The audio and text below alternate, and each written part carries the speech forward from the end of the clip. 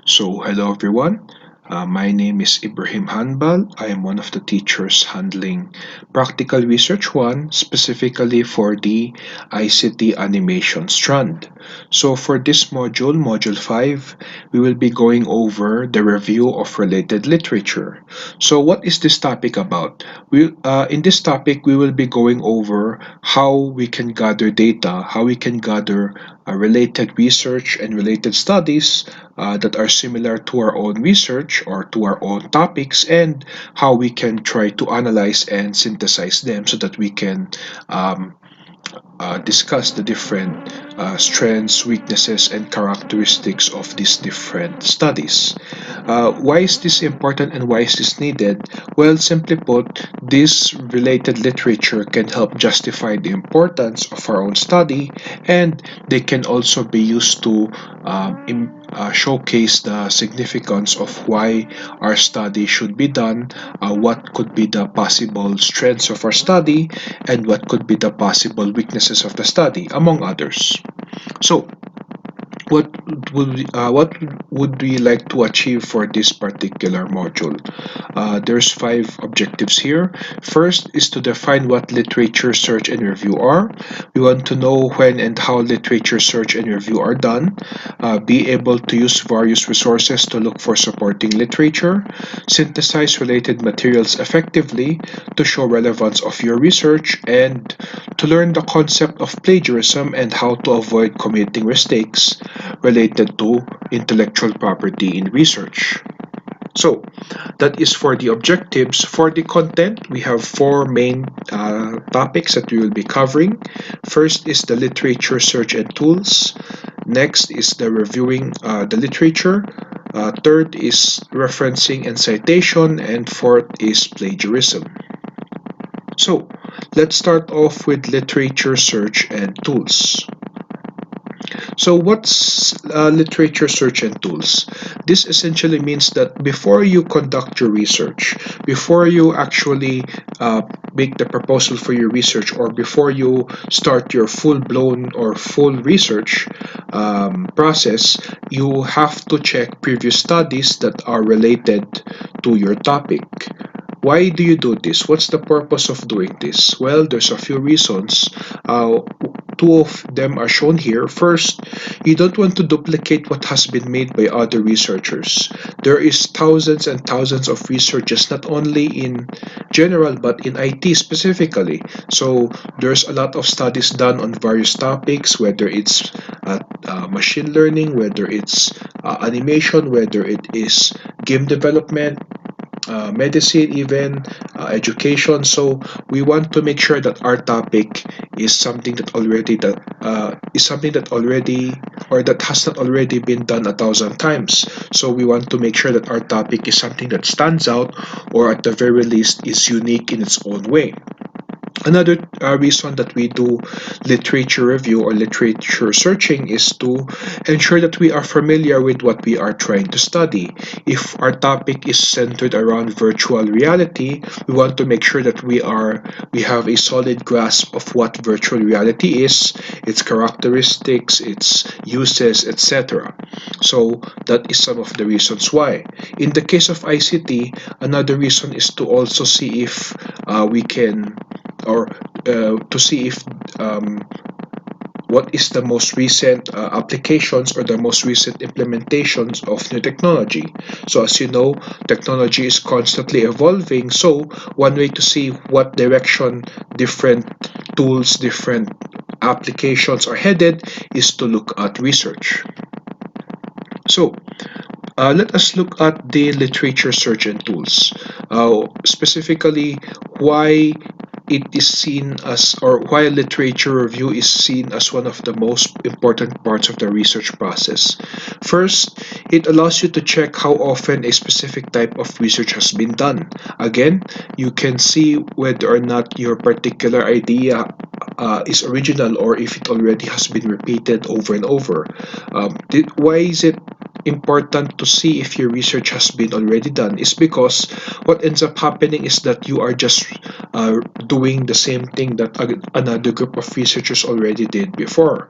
So as much as possible, you try to pick topics that are not necessarily, very obscure or very different, but something that at least distinguishes itself from similar topics. Next is that it provides a different perspective on how to approach a single research topic, or it provides different perspectives. Again, this is a significant thing. Why? When you are doing research, your only point of view is your own understanding of your research, you and your group. So when you analyze data, when you gather data, when you interpret the data, when you form your conclusions from your discussions, you are doing it from your own point of view. Having a literature view allows you to see the perspectives of other research groups and how they collected their data, how they analyzed their data, and how they understood or interpreted their own data. So you can sort of compare and see what differentiates our understanding, or what differentiates our process, or what differentiates our results. So it's a good way to gain perspective on a certain issue or a certain topic. Third, it also helps justify the need and importance of your chosen topic. Again, we want to make sure that you are researching on something that is worth researching. So something that is really significant, or at least has a noticeable impact in the world. Not necessarily the whole world, but in society, in your local city or province, something that can have a significant change.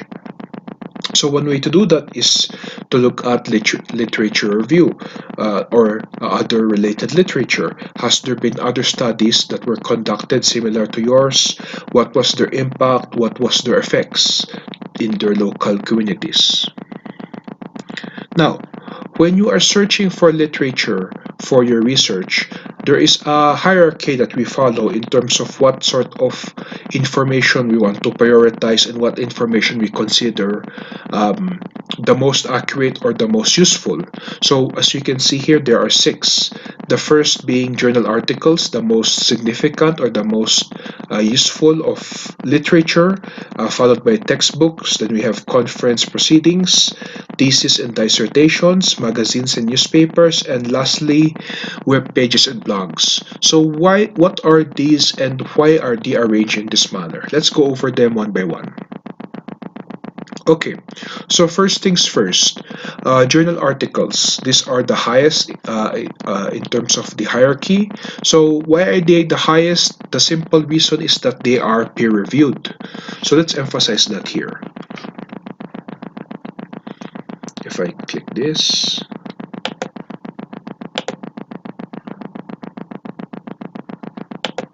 so these are specifically peer-reviewed. This is important because when you submit a research to a journal, it is not accepted immediately. Usually, a group of other researchers, or panel, you could say, will check your research. They will check the content. They will check the references. They will check the data. They will also cross-check it with other researchers. Has the data been plagiarized? Has a similar study been done, etc. So this is why we place journal articles at the highest level, because usually if the paper is accepted at a journal, that means that it has passed a series of reviews or a series of tests, and it's considered to be a quality research paper. No, as it says here in bullet number 1, papers are reviewed based on or by a set panel and revised and updated in order to meet the standards of the journal. So usually, when you submit a paper to a journal, it undergoes several revisions, 2, 3, 4, 5, 6, depending on how many changes need to be made before it is fully accepted by the journal. Next, it usually contains several cutting-edge applications of trending technologies.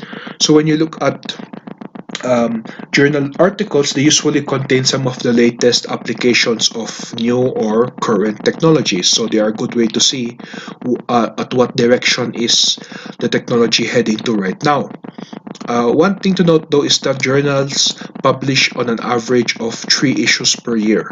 So in other words, they will usually update the journals around 3 times a year.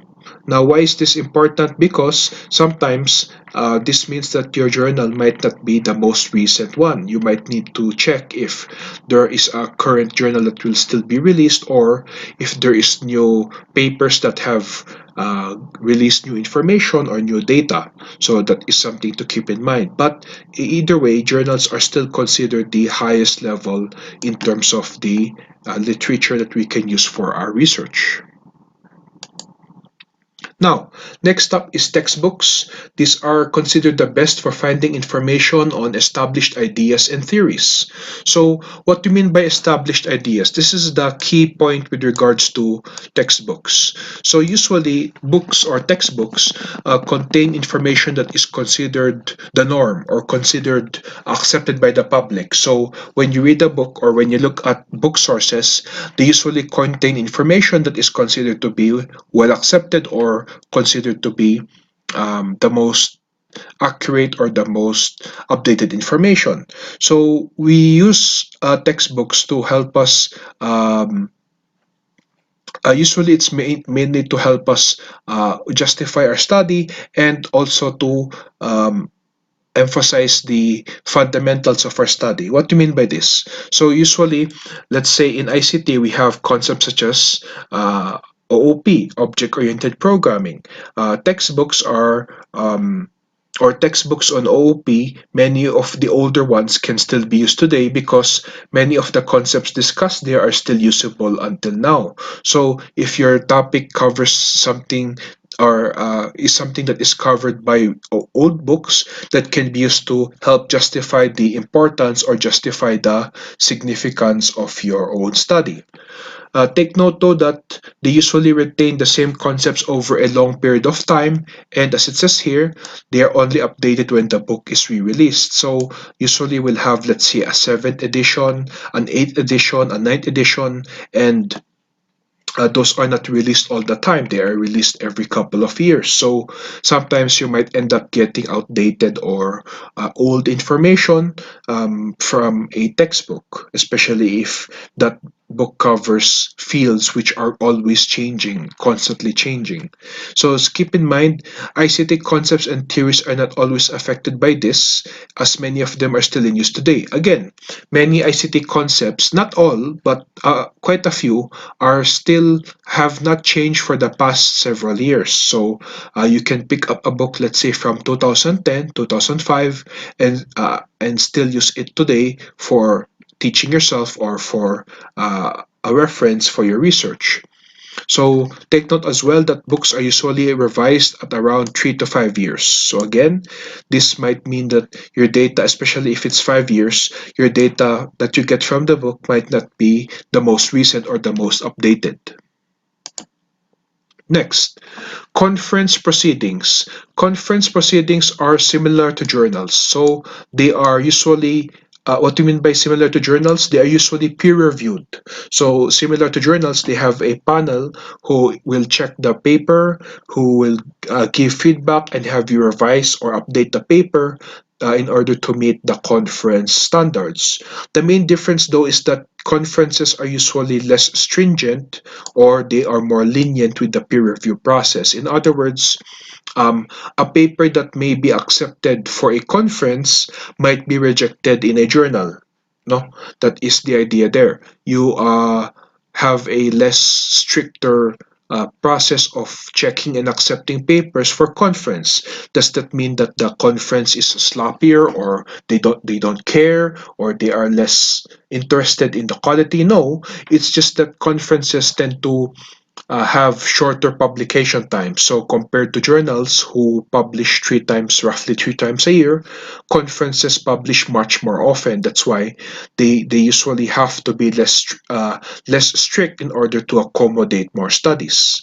So conferences can vary in quality in terms of the types of papers produced and the quantity of papers produced. So again, conferences, due to the fact that they are less stringent and more lenient, they sometimes can have some papers which are not as good, but generally speaking, conferences have good quality in terms of paper. So if you are going to prioritize sources for your study, I suggest going for either journals or conference proceedings as your source. So due to being published more often, you can find more varied applications of current and emerging technologies. So you can usually find more diverse set of applications, diverse set of research, since conferences are published much more often compared to their journal counterparts. Thesis and dissertations. So these are done by previous students, usually done by the students from a previous batch or previous class. So they are usually done in the same manner that you guys will be doing your own research. Why then will you be using their thesis or their dissertations as your reference? Well, it's the key point is here. It will be the same as the way that you will be doing your research. So you can use the studies that they made, your peers, your predecessors. You can use the studies that they made as a guide or as a basis to help guide you with your research process. So you can check how they implemented their data gathering methods, how they implemented data analysis, software development, and so on, and see if you can replicate that, or at least you can try to see what worked for them and what didn't. No.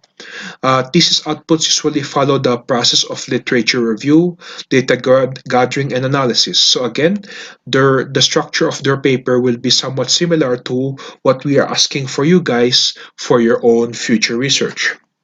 Take note though that the quality may vary greatly.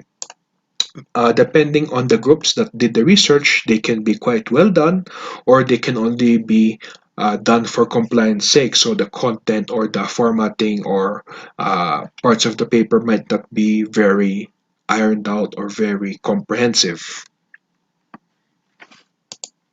Magazines and newspapers. So magazines and newspapers are good for getting what we call surface level information about a phenomenon. Why? What do you mean by surface level? Usually these sources romanticize the information that they find or that they present. Essentially, what this means is that they sometimes exaggerate, they sometimes embellish the truth, they sometimes try to um, add extra information or unnecessary information to try and um, get more views. They want to make it more shocking or be more eye-catching to the viewers, to the readers. So sometimes the information that they will present about a certain issue, a certain phenomenon, might not be the whole truth or might be a very skewed version of the truth. So that's why I mentioned here surface level information. You are not necessarily getting the whole picture, or you're not really understanding the reasons or the deeper meaning as to why a certain phenomenon happens. So take note, this is usable naman for research, but they should be used sparingly. So try to only use one or two of these in your research paper. So take note, it should be avoided when the topic is popular technology trends. So things such as AR, VR, um, machine learning or AI rather. We should avoid this as much as possible. Why? Because similar to the romanticized part here, many tech magazines and newspapers tend to only focus on the the the features of the technology, and they tend to exaggerate their capabilities. So, for example, VR or AR or even let's say 5G, which is the trending topic now, they tend to exaggerate the capabilities, the characteristics to try and make it more interesting or exciting to read. No, so that is one of the things to make sure that to keep in mind when you are checking magazines or newspapers as your source. Next is web pages and design, which are not web pages and blogs rather, which are the most plentiful, but they are also the most uh, diverse in terms of quality. So some blogs might contain very useful information, very comprehensive, while other blogs may just contain nonsense. So as it says here, robustness and credibility of these sources are not guaranteed. So you cannot really tell 100% if the source that you're getting it from is reliable. Why is that? Because unlike journals and conferences, web pages and blogs are not peer-reviewed. So that's why you cannot really be 100% sure if these web pages and blogs are really telling the truth. Take note, many websites that contain articles about ICT should be taken with a grain of salt. Again, many of these, let's say, top 10 lists, many articles that talk about tech news, sometimes they again tend to exaggerate certain information, certain news, certain events, just so that they can get more clicks, more viewers, or more readers. So you might end up reading a very exaggerated or very twisted form of the truth. So try to scrutinize whatever sources you are looking at online. Take note, you also have what we call academic sites. So these are sites which are um, meant to be for more professional information. So these are useful um, if you are trying to look for academic or research information. Just take note though that you try to find if there's a source. So does that academic site have a source, or does that academic site set a source for their information, so that at least you can verify if what they're saying is true or not. Okay, that is for the hierarchy of information. Next up is reviewing the literature. So, what do we mean by reviewing the literature? First, we are digesting the information that we gather from different sources.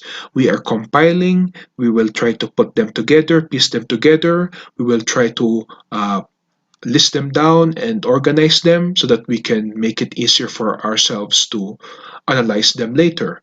Next is to evaluate. So first we digest, next is we evaluate. So it's important now to analyze. You check, okay, is there a relation between data? Okay, we notice, let's say, a pattern emerging here. Is there a pattern in the data? Is there a connection between the data sources? That's what we mean by evaluating. We want to see if there's any relationship, if there's any trends, if there's any connections that we can get in the data.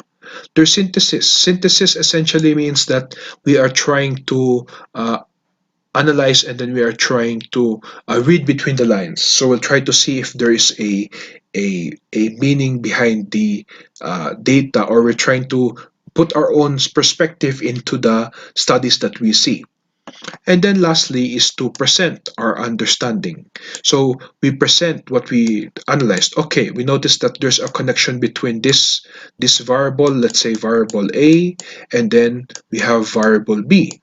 So what does this mean? What does this data suggest to us? Is there a deeper meaning? Is there a factor which, or factors which affect that? Is there certain conditions that have to be met, and so on? So we are now showcasing our understanding. So how do we review the literature? Well, there's a few steps that we can do. First things first, obviously, identify your references. How do we do that? We list down keywords. So keywords, I've mentioned this before, but keywords essentially are the words that are used to describe your research. So this can be simple phrases, or this can be simple one-word answers. For example, the word, let's say your topic is about virtual reality, then virtual and reality is already keywords, two keywords. We also have, let's say your topic is virtual reality in school, then schools, or school, senior high school, college, ICT is now, or ICT strand are now keywords. So these are all keywords which can help you narrow down and find related researches to your topic. Now, after you have identified your keywords, next is to locate your references. So you try to look for references from different sources. So you can look at, let's say, Google Scholar, you can look at IEEE, you can look at Science Direct, you can look at ACM, and so on. So there's a lot of places to choose from. We also can gather the literature offline or online. So you can search it online, again, via searching it through Google. Yahoo, Bing. You can look at online repositories, Google Scholar, IEEE, Science Direct, Elsevier, or you can look at it offline in your local library, in your books, if you have physical books around, if you have, let's say, um, a copy of the researches that were done by other classes or other students, that's another source. Next is to screen the references. So you want to make sure that they are relevant and appropriate for your study. You want to ensure that the references that you are using are actually going to be useful and going to match what is being done in your study. You want to ensure that you are actually um, using references which will allow you to better discuss and better go over your research topic. So while you're doing that, you have to take down notes. So what do you mean by take down notes? You try to summarize your different research or references. Try to see if there's any similarities. Um, try to try to note down something that stands out, something that's unique about the research, about the references that you're finding. So let's say, oh, is research number one, were they successful? Research number two, was how big was the scale? Did they interview like 1,000 people? So you try to see if there's any particular noteworthy elements in your research, or you at least try to summarize if there's or you try to summarize the different research so that it's easier for you to keep track and identify which is which. Next up, we look at now, we look at reorganizing our notes. So why do we do this? Oops. So, we organize our notes. Why is it that we do this? We want to now try to organize our references and our notes so that we have a logical flow of ideas. We want to be able to use these notes and these references in our discussion, in our study. So that's the whole point of this. So, in order to do that, we need to organize, we need to, or apologies for the handwriting, I'm using a mouse. We need to organize our data so that we will have a flow which makes sense. We'll start with introducing the topic, then we will try to discuss the general terms, and then we'll go to specific terms and so on. So after that, you place your insights.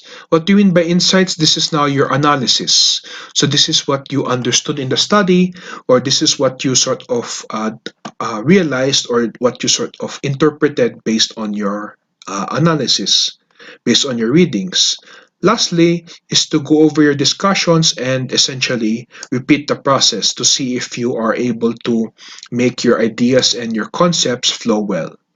So you want to see if there is something that you missed here, and then you want to again reorganize so that you will have a good flow of ideas. You will have a distinct, let's say, process. So we'll discuss this topic and then this topic, and then in this here we will split up into these subtopics. So you want to sort of organize things so that at least your reader, the person who will check out your paper, will actually understand what is being discussed or what is being presented.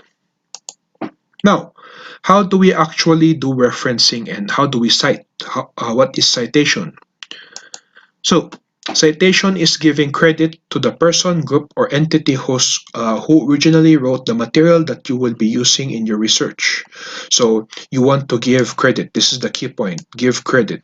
So, obviously, I'm sure all of you would like to be given credit for your own work, your artworks, your music, your videos, etc. Similarly, in research, you want to give credit to the research that you borrowed or that you used as a reference or that you got information from. So, citation problems can be avoided by complying with the standard format of reference citation. One of the most commonly used ones is what we call the APA style or APA format, which stands for American Psychological Association, or APA or APA. So, we will use this because It is one of the most popular, and it is also used very often in UC, whether that is for CITCS or ICT, whether that is for the uh, business ad department or education, etc. So it's a very popular uh, citation style. Okay, so why do we use the APA standard in our studies? Well, there's a few reasons why. First, it provides the readers with cues that they can use to follow your ideas more efficiently. So the idea here is that your APA format will serve as a guide on how you will present, how you will um, signal that you are going to present a new idea. Usually, APA standards have a very particular way of formatting your references in the paper. So, this will provide us a guide that, oh, this researcher is about to present a new idea or a new concept and they will discuss it here. So, that is a good way to help organize your discussion, organize your content. Next, it also helps the readers focus on your ideas by not distracting them with unfamiliar formatting. So again, APA format has a very particular style of formatting which allows you to sort of focus on that and not or have your readers focus on your ideas instead of the let's say unique formatting or the unfamiliar formatting that you might have. Next is that it establishes your credibility in the field by demonstrating an awareness of your audience and your fellow researchers. What do you mean by this? Essentially, you are showing that you actually care about, citing your sources, giving credit where credit is due, and you are showing respect to your fellow researchers by making sure that you cite their papers every time you use their information or present their information. So it's a sort of sign of respect and um, showing that you have integrity when you are conducting your research. Next, in-text citation. The author's last name and the date of publication should appear in text. So, in-text citation, this is essentially how you will cite your source in your paper. In-text citation means that or you are citing a quote or a specific passage in your paper. So, as it says here, the author's last name and the date of publication should appear in the text. This is an example. So, as you can see, this is the author here. This is the date of publication. And at the last part, this is the page number from where they got this. So, this content here, sorry about that. This line here, this is now taken from your source, from your reference. Sorry if it's a bit messy, but essentially you get the idea. This content here is now taken from your source or from whatever reference you are using. Same thing with this. Another study found here. So this citation here is referring to this sentence here. So this is another way of citing. So this is called a narrative in-text citation, where you cite the name and the date first, followed by the page number at the end. The other method is a parenthetical citation, where you cite the last names of the authors, year published, and page number at the end of the sentence. So these are two of the common ways to do it. You can also cite them like this. So you can place the author's name as part of a sentence so that only the year of publication should be enclosed in parentheses. So an example is this. According to this author here, then the date of publication, this is now their quote and then the page number. So as you can see, there is two ways to do it. The first one, you can cite it straight from the beginning. Ibrahim 2020 said the following, or stated that, and then at the end, page number 120. Or you can do it at the end like this, where you will say, let's say, uh, Hanbal, comma 2020, comma page 120. No. Another method is to do this, where you will say according to, or stated by, or said by, etc. So this is another way to do your in-text citation.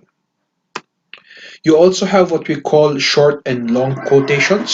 So short quotations means that you directly copied them from the source. In other words, whatever the author said, you directly copied it word for word. No?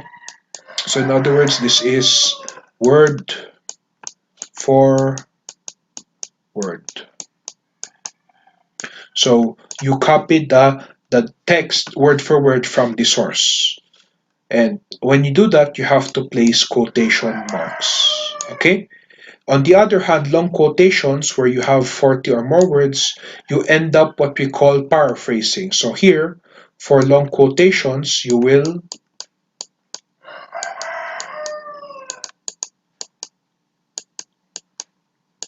paraphrase.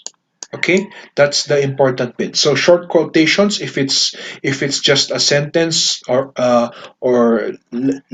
shorter than a sentence, you quote it word for word, but you make sure that you put quotation marks. If it's too long, if it's a whole paragraph, you paraphrase it, and you don't need to include now quotation marks. Okay. Now, to give you an example, here is short quotation. As you can see, it's direct. You are directly quoting. So this is the direct quote. This one here. There we go. And as you can see, there is a quotation marks. So again, this is for short quotation. On the other hand, if we have long quotation, here what you do now is you paraphrase. So this is the one here. Let's just emphasize that. So as you can see, this paragraph here, it is now paraphrased. No, they paraphrase the study. Same thing, Anna Sins, 2012, and then page number. So you still have the source, the author, the date, and then the page, but the content, the text is no longer copy pasted. Essentially, it is now paraphrased. Okay, as it says here, they are not placed in paraphrased statements, but the last name and the year of publication are still required. That is for long quotation. Now, what is the reference list? The reference list is the act of attributing to a certain person, a group, or entity a material that you used in your research, but but placing the complete details of the material. So essentially, this is now a list, as the name suggests. As it says here, it is a list of all of the references that you have used in your paper. Okay, so that is what you are doing. You are now attributing the different people, groups, or entities that you cited in your paper. As it says here, this is a list of all the sources that you have used, and they usually either arranged in alphabetical order or in the order of citation. In other words, if you cite, let's say, this one first, number one, this will be your first number. Or if, let's say, Abraham, 2020. So if you cite this author first, then they will be the first number on your citation. It's up to you, but normally we follow the first one. You arrange them in alphabetical order, so A to Z. Okay. Next up is the key elements of a reference list. So first things first, a reference list appears at the end of the paper. So this will be placed usually after your recommendations. You place the complete information of the sources, specifically the name, the date, the title of the paper or the source, the journal or the book or the conference it came from, and so on. Entries must be alphabetized by the last name. So when you cite a research in the reference, it's usually last name, comma, first name. So you do not use the first name. You cite always last name, comma, first name, and then you arrange them based on the last name. So references list should be formatted with hanging indentation. What do you mean by this? Hanging indentation means that the second line must always be indented. I'll show you an example later, so just keep an eye on that. So here are some examples of reference, of reference. So we have single author, as you can see. We have here the last name, comma, first name. First name will be done in initials, so TJ, date of publication when it was published. The title, so this is the title. This is the journal name, and then the volume number or the volume, um, yeah, the volume of the publication. If you have three or more authors, you usually cite it like this. So the first author, comma, second author, comma, third author, and so on. Dot, then the date of publication, title. This is the title here, and then the journal. What about a book? So the previous two are journals. What about books? Here, similarly, we'll have the last name, comma, first name, middle name, or first initial, middle initial, date of publication, the title of the paper. But next, what we'll place here after the title of the book or the textbook is the publisher. So in this case, the publisher of this particular source is Baguio City, the University of the Cordilleras Press. So here in the journal, we'll place the journal after the title, this one here, but in the book, we will cite the publisher. So same thing here, APA Guide to Preparing Manuscripts, this is the title, this one here. And then this here is the publisher, Washington, D.C., where the place it's from, and then the publisher, American Psychological Association. What about an article? Let's say you want to get an article from a newspaper. How do we cite that? So here we have the author, last name, comma, first initial, date of publication, the title. Here we'll have the editor. Usually, newspapers have a dedicated like editor or editors, so I place that there, followed by the name of the newspaper or the name of the publisher. What about encyclopedia entry? Same thing, last name, comma, first initials, initials of the first and middle name, the date of publication, the title, and then no, sorry, the title, which is this one here, and then you cite the encyclopedia name. What is the encyclopedia name? In this case, it is in the new Encyclopedia Britannica, and then after that you place the volume number and page, followed by the publisher. Lastly, unpublished dissertation. Now, this is if you are citing a source which has not been published. For example, the thesis outputs of previous senior high students. Same thing, you cite the last name, comma, first name, date, the title. You type in unpublished doctoral. If it's a doctoral, if it's a thesis, if it is a masteral paper, you cite that here. And then which is the source. So in this case, UC Baguio City. Okay, now keep in mind that your formatting should be with a hanging indentation. What do you mean by this? As mentioned earlier, the first line of your reference will be like this, aligned with the, let's say the numbering, but the second line will always be indented. And this goes for all of the succeeding lines. So if your reference goes beyond two lines, it will all be indented like this. So do not align them. No, the first line must not be aligned with the second line. The first, this is your first line. Let's say last name, comma, first name, etc. And then you have now your second line, third line, fourth line. Okay, so that's what we mean by hanging indentation. The last topic is plagiarism. So plagiarism, what is plagiarism? As this has already been discussed before, but just to reiterate, it is the act of directly copying an idea or quotation from a source without proper acknowledgement or attribution of the source, passing the idea presented as your own. So you are pretending that the thing that you discussed is your own idea, even though it was taken from another source. So this means using text or quotes without referencing. So you copy the text, you copy the quote, but you did not reference. This also means copying both parts of a research or an entire research and pretending it is your own. So if you copied an entire paper and said, oh, this is my paper, that is already plagiarism. Even if it's just parts. Oh, I only copied the introduction and methodology. Does that count as plagiarism? Yes. Especially if you are pretending that it is your own output. So, what does plagiarism tell you as a reader? It shows a low quality research. It's sort of a signal for a low quality research. It also can sometimes hint that you have incompetent researchers or that the researchers are engaged in unethical research practices. So that's why we want to avoid plagiarism because we do not want our research to end up being branded under any of these three. Okay?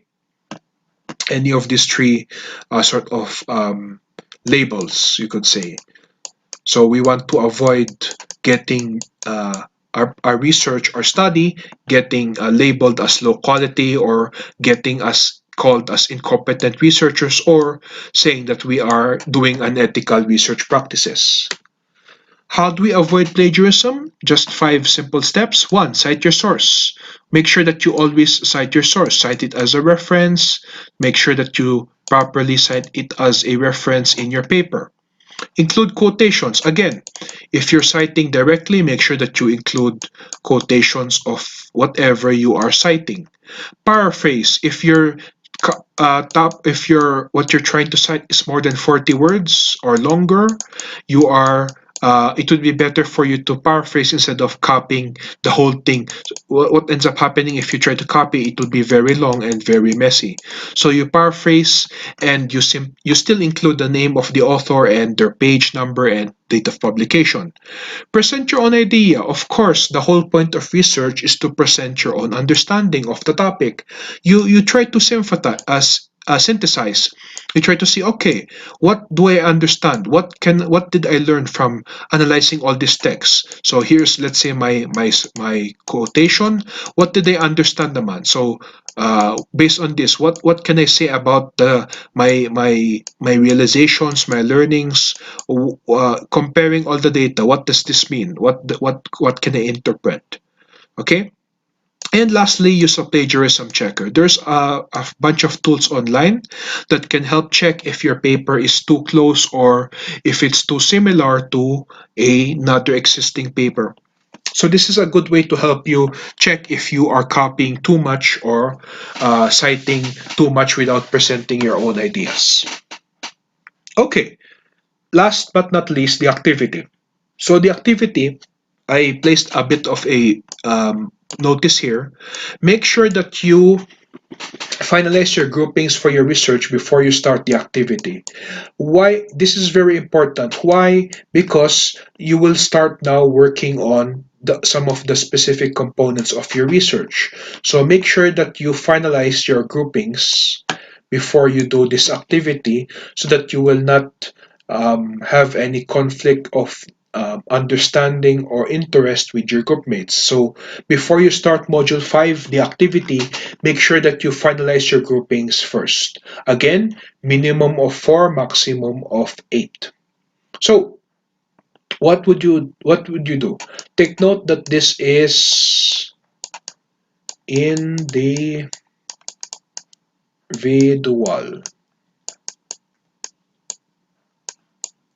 So what you'll be doing is you will look at you will look at your topic, your objectives and problems, and you will try to find 5 search terms or keywords that you can use to look for materials for your research. So 5 keywords that you can use to find data on your research. Again, as an example, let's say my topic is machine learning.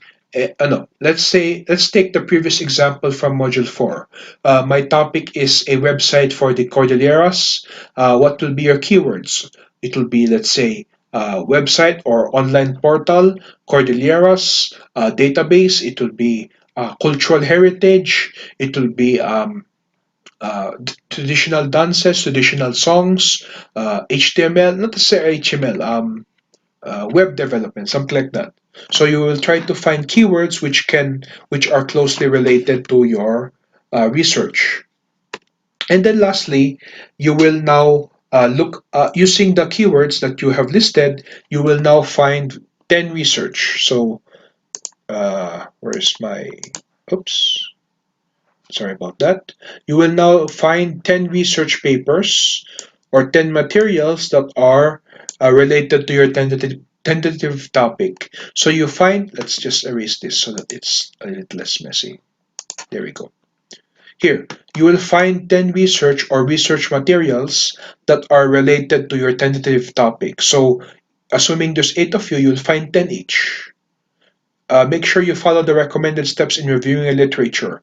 So you try to list them down, uh, identify what is the different types of topics covered or what is the different concepts covered in that paper and so on. Okay, so that is what you'll be doing now for your activity. You first identify 5 keywords, and then next is 10 research or research materials, and you make sure that they are related to your current or group topic. That is 3 points each. So for a total of 35 points. Again, this is individual. Why is it that there is so many for each member? Again, you will not necessarily take all of the research or take all of the references. You will have to trim down. You will have to be organized and cut down those that might not be useful later on. Okay? So that's pretty much it. I hope that you all learned something today. Thank you very much for watching and have a good day.